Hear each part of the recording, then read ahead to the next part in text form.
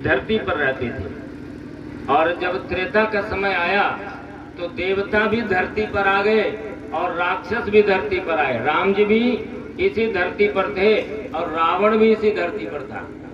और जब द्वापर आया तो द्वापर में देवता भी और राक्षस भी एक ही घर में आ गए, एक ही परिवार में। एक ही परिवार में थे पांडव, और कौरव भी सगे परिवार के थे। एक देवता थे और दूसरे राक्षस थे। कलयुग आया तो कलयुग में एक ही शरीर में देवता भी आ गए और राक्षस भी आ गए। और यही कारण है कभी कभी वो व्यक्ति इतना सुंदर काम करता है कि उसको फूलों की माला पहनाई जाती है, और कभी कभी वही व्यक्ति ऐसा आचरण कर देता है कि उसे जेलों की हवा खिलाई जाती है। तो दोनों देवता और दैत्य दोनों इसी एक ही शरीर में बैठ गए।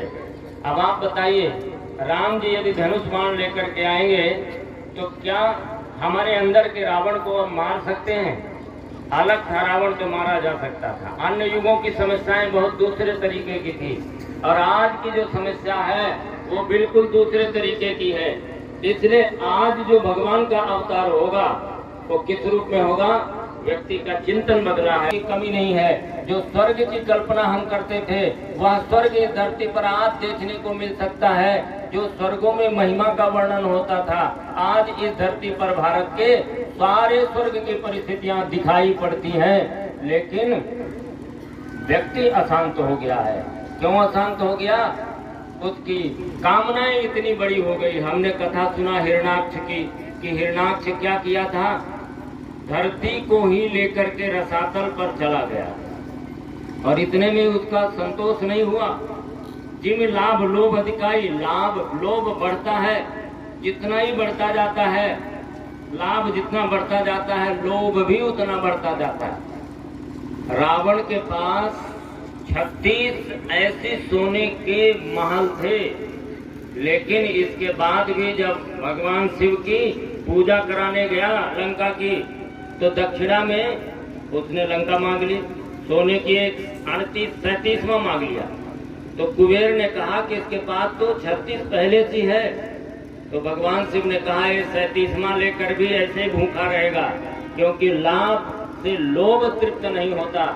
ये हिरणाक्ष की वृत्ति है। और जब हिरणाक्ष ने धरती के अंदर ले जाकर के धरती को ही रख दिया जल के अंदर, और ये सोचने लगा कि अब कोई लड़ने वाला कैसे मिल जाए। धन आने के बाद व्यक्ति उन्मादी होता है।